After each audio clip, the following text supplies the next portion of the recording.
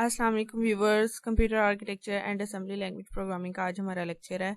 Previous lecture में हमने discuss किया था सब रूटीन क्या है और इंस्ट्रक्शंस दो पढ़ी थी जो सब रूटीन को डील करती हैं। उसके बाद हमने स्टैक का कॉन्सेप्ट देखा था और स्टैक के बेसिक दो फंक्शंस को देखा था, पुश और पॉप को।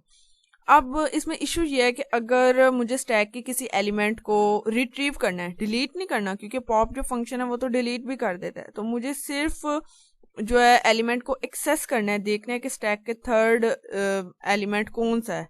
तो नॉर्मल सिनेरियो में तो ये है कि मुझे पॉप के फंक्शन को यूज़ करना पड़ेगा, और पॉप के फंक्शन में क्या होगा कि अगर मुझे थर्ड तक जाना है तो वो 0, 1 और 2 इन सबको डिलीट करने के बाद मैं थर्ड एलिमेंट पे जाऊंगी और उसके बाद पॉप करने से वो भी डिलीट हो जाएगा।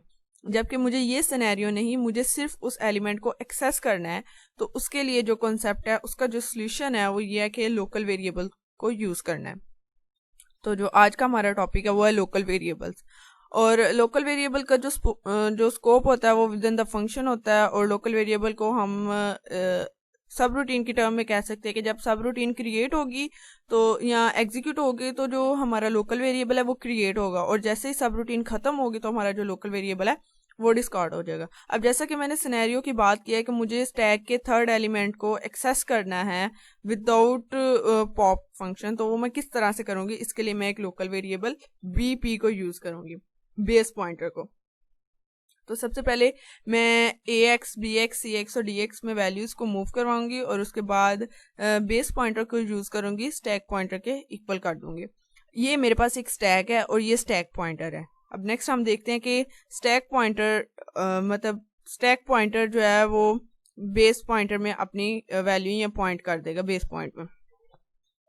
यहाँ पर हम देखते हैं कि जो स्टैक मैंने बात की है, move B P to S P, base pointer to S P, तो यहाँ पे हमारा स्टैक पॉइंटर पॉइंट कर रहा है, वहीं पे अब हमारा बेस पॉइंटर है। उसके बाद मैंने किया पुश ए एक्स, तो ए एक्स की वैल्यू जो 5 मैंने ए एक्स में स्टोर करवाई थी वो स्टैक में पुश होगी, तो स्टैक पॉइंटर में 2 का डिक्रीमेंट हो गया। और इस तरह बी एक्स को पुश किया तो 10 आ गया, सी एक्स को पुश किया तो 15 आ गया, और स्टैक की वैल्यू 2 डिक्रीमेंट होती गई स्टैक पॉइंटर की। इसी तरह डी एक्स किया तो 20 आ गया, और स्टैक पॉइंटर की जो वैल्यू है वो 2 का डिक्रीमेंट हो गया।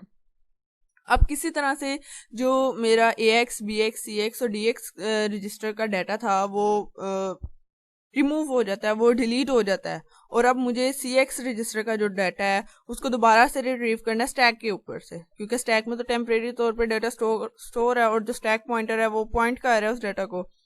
तो उसके लिए मैं अब यूज करूंगी बेस पॉइंटर को। इसमें क्या होगा कि स्टैक पॉइंटर अब इस जगह पे है, मतलब ये 100 से 98 पे गया जब 5 पुश किया, फिर 96 पे गया जब 10 पुश किया, फिर 94 पे गया जैसे मैंने 15 पुश किया, फिर 92 पे चला गया जैसे मैंने 20 पुश किया। लेकिन जो हमारा बेस पॉइंटर था वो अभी तक 100 पे स्टिल वहीं पे हुआ। तो अब मुझे इस 15 को एक्सेस करने के लिए, सी एक्स में 15 था, तो इस 15 को एक्सेस करने के लिए मैं बेस पॉइंटर को यूज करूंगी, क्योंकि अगर मैं स्टैक पॉइंटर को पॉप के यूज करूंगी तो 20, 15, 10 और 5 ये तो डिलीट होते जाएंगे, और साथ फिर जाके अगर मुझे 15 एक्सेस करना है तो मुझे पहले पॉप 20 करना पड़ेगा, ये डिलीट हो जाएगा, और फिर मुझे पॉप 15 करना पड़ेगा, ये एक्सेस भी हो जाएगा और फिर डिलीट भी हो जाएगा, जबकि मुझे ऐसा नहीं करना है। तो इसके लिए मैं बेस पॉइंटर को यूज करूंगी, और बेस पॉइंटर को मैं इस तरह से यूज करूंगी कि बेस पॉइंटर 100 पे है, और इस जगह इस प्लेस का जो नाम है 15 वाली वो है 98, 96, 94। तो बेस पॉइंटर में से मैं कितने नंबर्स को, कितने पॉइंट्स को सब्ट्रैक्ट करूं तो मैं इस जगह पे पहुंच जाऊंगी। बेस पॉइंटर जो है वो 100 है, तो उसमें से मैं 6 को जब माइनस करूंगी तो मैं इस जगह पे पहुंच जाऊंगी। क्योंकि मैंने पहले क्या किया हुआ है, मैंने किया हुआ है बीपी और एसपी, मतलब दोनों एक ही जगह पर होंगे। तो एसपी में सारा जो भी चेंजेस वगैरह होंगी पुश और पॉप की वो सारी एसपी में होंगी, और बीपी जो है वो सिर्फ स्टैक के जो मतलब स्टैक पॉइंटर का स्टार्ट था उसके ऊपर उसके साथ पॉइंट कर रहा होगा। उसके बाद बेस पॉइंटर में कोई चेंजेस नहीं होंगे। अब मैं बेस पॉइंटर को यूज करूंगी सी एक्स की वैल्यू को एक्सेस करने के लिए, और वो मैंने सिनेरियो बता दिया है कि जैसे स्टैक पॉइंटर में 2 का इंक्रीमेंट होता गया और स्टैक पॉइंटर अब यहाँ पर आ गया है, और बेस पॉइंटर अब 100 पे हमने अज्यूम किया कि ये जो वैल्यू है या ये जो पॉइंट है यहाँ पर स्टैक और बेस दोनों 100 थे, तो जब स्टैक में डिक्रीमेंट पुश होते गए और स्टैक में डिक्रीमेंट होता गया ये 92 पे आ गया है। तो 15 की वैल्यू को एक्सेस करने के लिए मैं बेस पॉइंटर जो कि 100 पे है उसको मैं सब्ट्रैक्ट कर दूंगी 6 से, तो मेरे पास ये वाली प्लेस आ जाएगी, और इसको मैं मूव करवा दूंगी सी एक्स में। जैसा कि ये है CX में क्या मूव करना है कि बेस पॉइंटर में से -6 करके, और ब्रैकेट्स का मतलब है कि इस जगह पे पहुंच के एड्रेस नहीं, इस जगह पे जो वैल्यू है, जो वैल्यू मैंने स्टोर की हुई है उसको CX में मूव करवा दें। तो ये था आज का लेक्चर जिसमें हमने देखा कि हम किस तरह से स्टैक के पुश और पॉप जो हमने दो फंक्शंस पढ़े थे उनमें सिर्फ अगर हमें एक्सेस करना है किसी एलिमेंट को तो हम लोकल वेरिएबल को यूज़ करते हुए उसको स्टैक में से एक्सेस कर सकते हैं।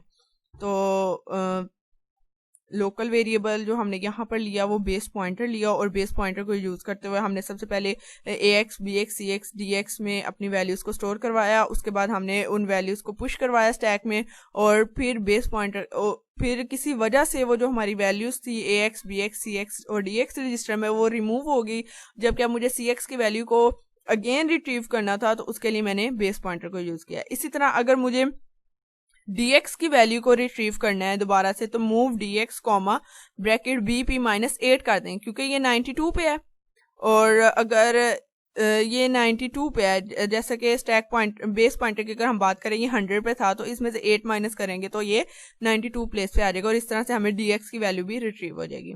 तो ये था हमारा आज का lecture. Thank you very much. If you understand please like, share and subscribe my channel and also press the bell icon. अल्लाह हाफिज़।